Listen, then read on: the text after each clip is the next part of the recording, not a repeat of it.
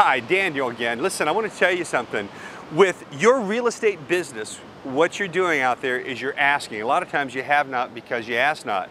But a lot of times you might be asking the wrong person. I realize, never ask anybody to say yes that only has the authority to say no. I remember years ago when I would knock on doors and going up to for sale by owners as an example, and I'd walk up and knock on the door, and I remember going up and asking the right question, getting all of the information, and then even getting in the door, walking in, sitting down and making my full presentation. And after I got done, I asked the question, other than price, is there any other reason you'd hesitate to list with me? And they said, well, I don't know. I'll have to ask my landlord. So it was the tenant that I made the presentation to. So a really important question to ask is qualifying the person you're dealing with and knowing that that person can make the decision. Never ask anybody to say yes that only has the authority to say no. The first question out of my mouth when I knocked on a door after that happened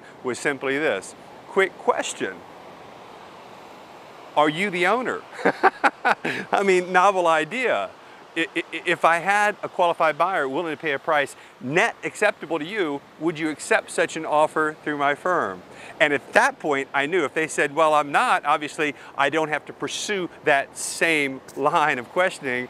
I could just shift and go into the next step. So the idea is you're going to meet a lot of people. Asking the right questions is vitally important. Having scripts, we have over 300 scripts for you to pull from, but also not only just the scripts to work with, but also peek and approach people.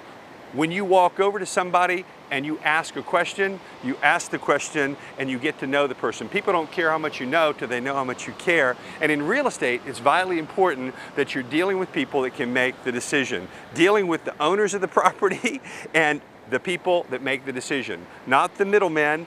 Make sure everybody that you're dealing with, that you know in that situation, everybody that's there has the ability to make that decision. In other words, what I'm saying to you is that if there's more than one person that needs to make that decision, encompass them into the presentation.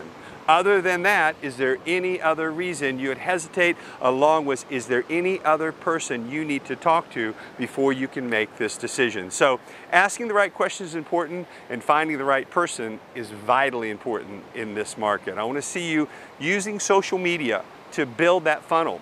And when they call you, be sure you find out and know you're dealing with the owners of the properties. I know it sounds basic, but so many times, so often, that one little step, that baby step of actually making that foundation of dealing with the right person doesn't show up. So just wanted to give you that basic bit of information. You understand it. I'm not telling you something you already don't know, but start processing and asking questions and finding the people that can make the decision. A lot of times we deal with buyers or sellers, working with them, and when we get done with them, we then try to get the commitment and knowing that they're not qualified to buy the properties that they're looking at. So find out up front who they are, what they're able to do, and getting a buyer-broker agreement, a signature, and using that passport that we provide that gives them that power, and you the power, to be represented exclusively. So bottom line, approach peak interest, ask the right person, and never ask anyone to say yes that only has the authority to say no. Make your life a lot happier. Thanks a lot, and keep on keeping on. It's going to be a great year this year in the real estate biz. Thanks.